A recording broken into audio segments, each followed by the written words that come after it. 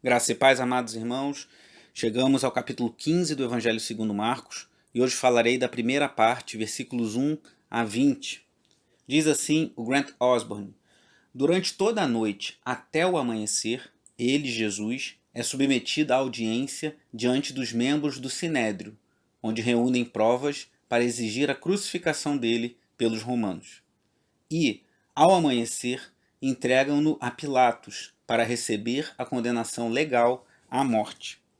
Isso nós vemos logo no início do capítulo 15, versículo 1, que diz que de manhã bem cedo os chefes dos sacerdotes, os líderes religiosos, os mestres da lei e todo o sinédrio chegam a uma decisão, amarram Jesus e levam-no até Pilatos.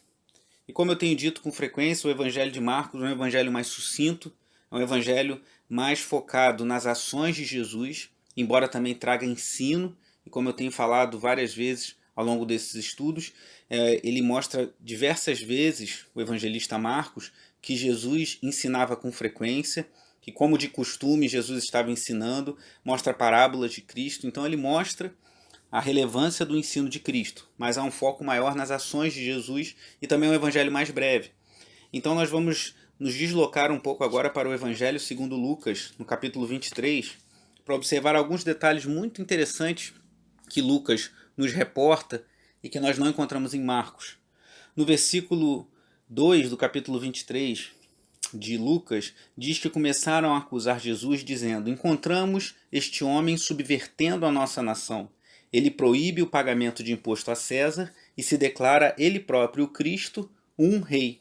Então nós vemos aqui a estratégia maligna desses líderes religiosos, pois quando eles estavam reunidos no Sinédrio, que era um tribunal religioso, eles ficaram buscando meios de ter uma acusação de blasfêmia contra Jesus, ou seja, uma acusação de cunho religioso, de cunho teológico, para que pudessem condená-lo.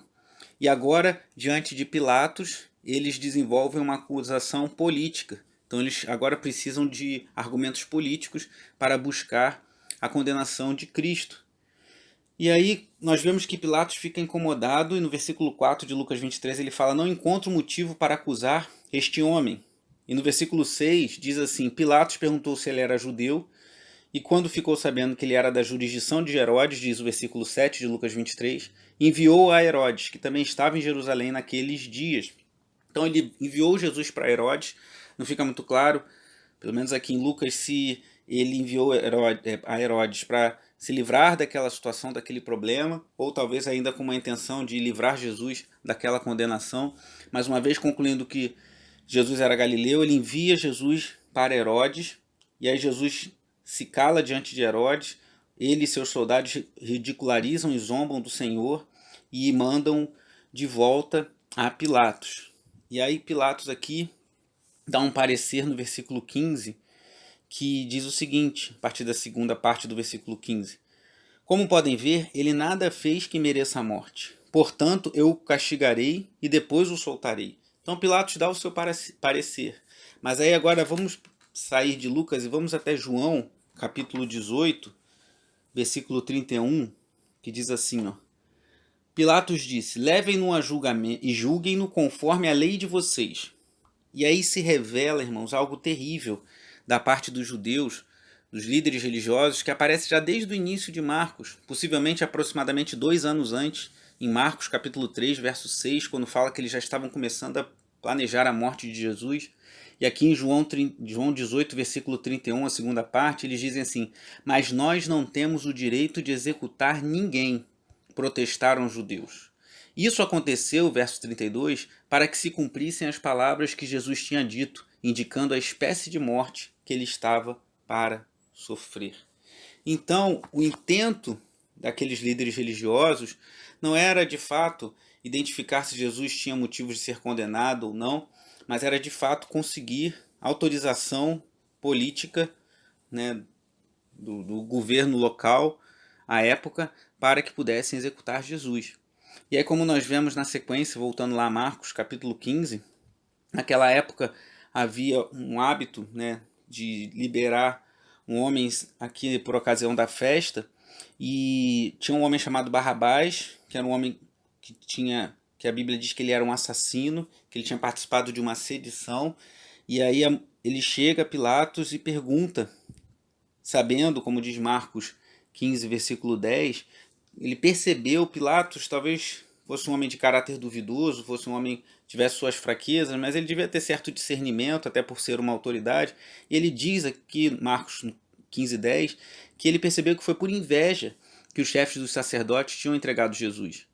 Mas esses homens, chefes dos sacerdotes, incitaram a multidão, e aquela multidão pediu que soltassem Barrabás e prendessem Jesus. E é para surpresa de Pilatos, no versículo 13, após ele perguntar o que fariam com Jesus, mandam que o crucificasse. E começaram a gritar mais ainda. E aí Pilatos age como um político que deseja agradar o povo, e no versículo 15 ele manda açoitar Jesus e entrega-o para ser crucificado. Aqui, irmãos, nós vemos quão terrível é a nossa natureza humana, quão terrível é a capacidade do ser humano de buscar estratégias para atingir seus objetivos, por mais nefastos que sejam.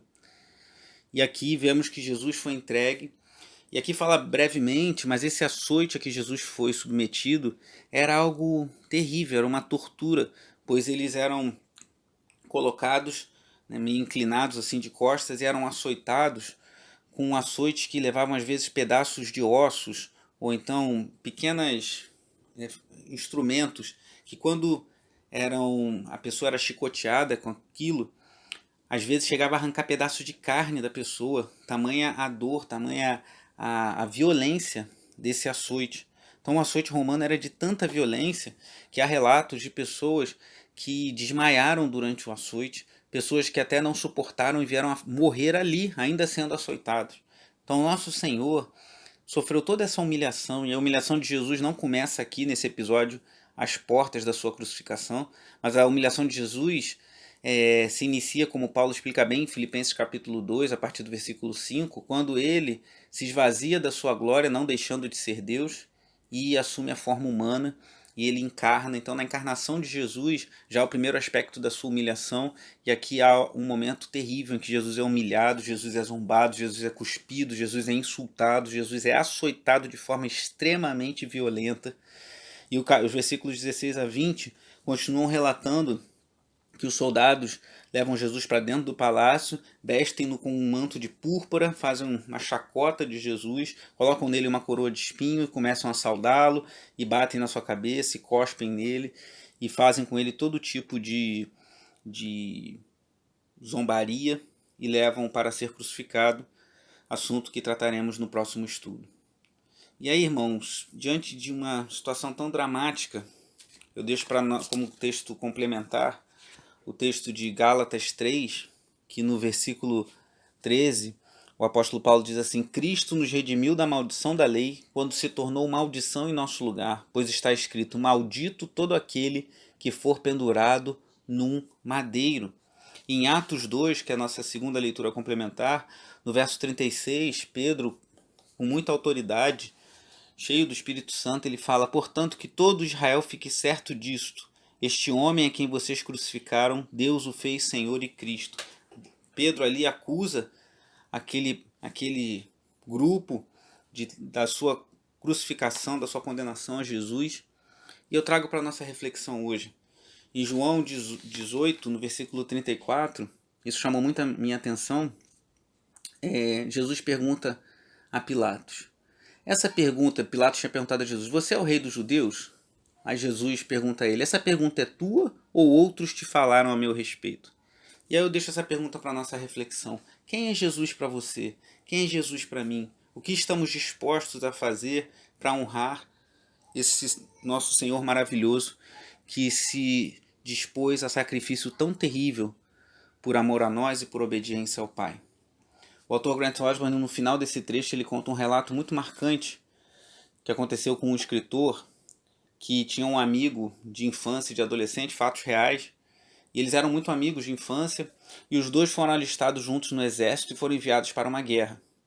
E certa noite, durante a guerra, eles estavam conversando, trocando recordações sobre o seu lar, sobre a sua infância e adolescência, num bairro lá de Nova York, nos Estados Unidos, e de repente uma granada caiu na trincheira onde eles estavam.